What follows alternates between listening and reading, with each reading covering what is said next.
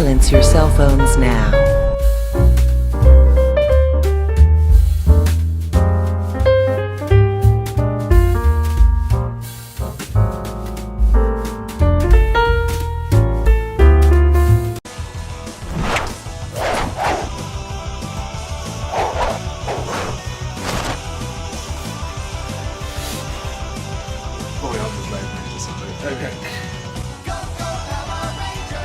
What's going on YouTube? It's NC, the place to be chum chum, Mr. Andy, and the anime hero, Swag on Zero, back with another movie experience. And of course, like we told you, it's come time for the movie experience of Power Rangers.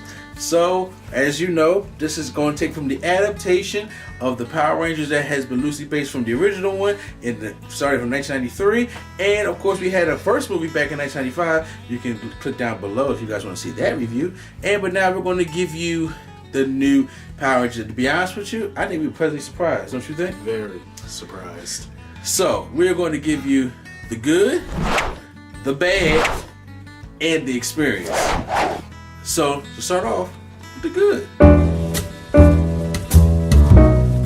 So, I'll have to say this, the good is that this is probably some of the best storytelling that's been in a Power Rangers movie to date. Absolutely. I will have to say, without a doubt, I have to say that we got a lot of background on each one of the Rangers. No, I take that back. Most of the characters, the majority of the characters, got a good background on. Some from Zordon, Rita, and all the Power Rangers combined. So they're not just this mindless teens being caught up by these mindless aliens to go fight this mindless villain. There's actually backstory that connects everybody onto why they're fighting each other, why there's conflict between each other, and why they have to come together as one team. And I enjoyed the dynamic of the storytelling that they had there. Yep. The one thing I really liked about this movie was the cast. An all-star cast. Had a lot of teens with attitude. Featuring Zac Efron, Young J-Lo, Tony Yai, or whatever. Soldier Boy. Yes. Lady Loki, and Walter White. Yes. So yeah, they were all in here. But in other words, yes, the Power Rangers cast, I thought that these kids did a wonderful job. Like, they don't get to work, especially Billy. I think Billy was the one that did a very, very good job, and he was actually very funny, and he did play that nerd role in Billy very well, to the point that they actually gave Billy some type of character. Also, like I said, like he said, the two women in there, the Pink and Yellow Ranger, Kimberly and Trini, had awesome part. They were top tier on there. They actually made me enjoy them more than I did the original women from the series, because they actually made them something other than just damsels in distress until their powers came. They were smart, they were aggressive, and they were not afraid to kick some ass. Powerhouses. Or take over lead if need be. Yep, they definitely were. They were more than just support. They were pretty much the spinal cord of the team. And I love that. Yes. How would you feel about Rita Repulsa, though? Rita Repulsa, I loved Lady Loki. To the point where I'm going to stop calling her Lady Loki. I'm going to call her Rita Repulsa. She was a great villain for this type of movie. She was a great villain to me. And she really kicked butt, which I loved. They did. They had a good amount of action scenes and fighting scenes with her in it. Yep. So I think Elizabeth Banks did pretty good in the role. And of course, we got to see a Megazord throwdown at the end, and all 5 Megazords. They look more detailed than the toys, though. Yeah. We've seen the toys out there, and we see the Megazords in the damn. It's like, why is it not the same? What happens to details of Megazords anymore? Yep. Hopefully, they'll make a new one. Maybe Legacy brand. Something of that nature, and the runtime is only 2 hours, so it's something much more average. Yeah, average more like that. But once again, with every good movie, there is some bad into it. So let's get to the bad. So some of the downfalls of the movie for me is that the movie doesn't quite know where it wants to be. The movie, it goes from trying to be an extremely dark movie to also trying to be an extremely emotional movie to going back to trying to be a Saturday morning cartoon in some ways. Yeah, it tried to feel like a family movie. It tried to bunch everything a family movie does all in one, which could have worked with a little bit better writing. And also, there's one thing that I hate, that a lot of people do hate in this, and it is shaky cam.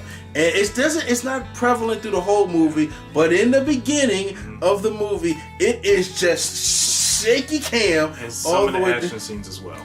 And some action scenes as well, to the point where it's just like, this is not a good camera angle, and I hate, like I said, the DC movies does this a lot, because Zack Snyder does this a lot, and that's the grayscale. Just because they're trying to make a movie more darker does not necessarily mean that it has to be grayscale.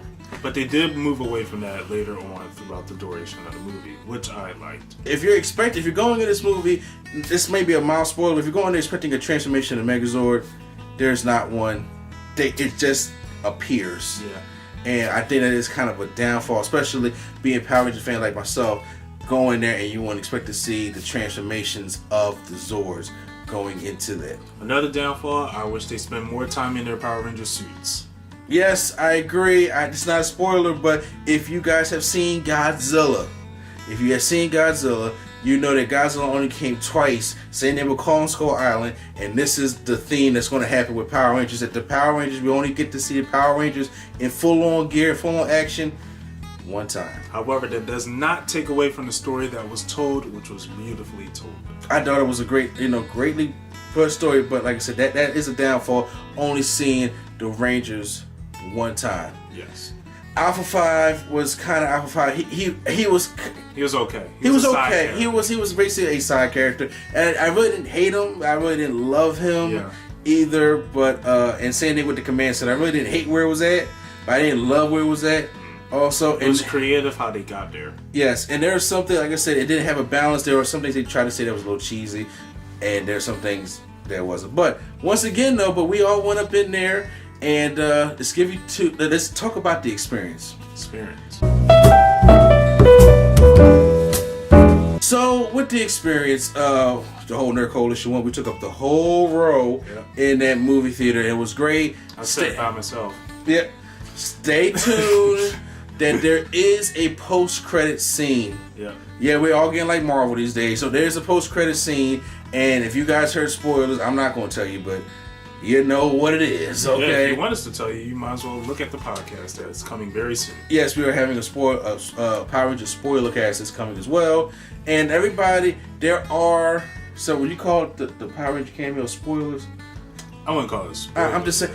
There was cameos, familiar faces. We're not going to tell you who. We're not going to tell you who, but there were familiar faces that were in the Power Rangers movie, so everybody applaud. And it wasn't like Ghostbusters cameo. No, it wasn't Ghostbusters cameo. It was a cameo. It was like, exactly, they were playing you're parts. in there, get out.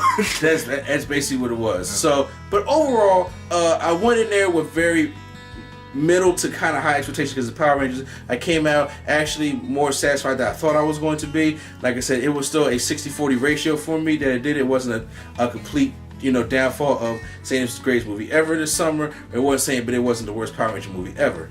I went into the movie with very low expectations. If you have me on Facebook, you know that I was trashing this movie throughout the whole duration. But I did leave the movie theater eating some of my words as I enjoyed the movie. So I am giving Power Rangers a very high C+.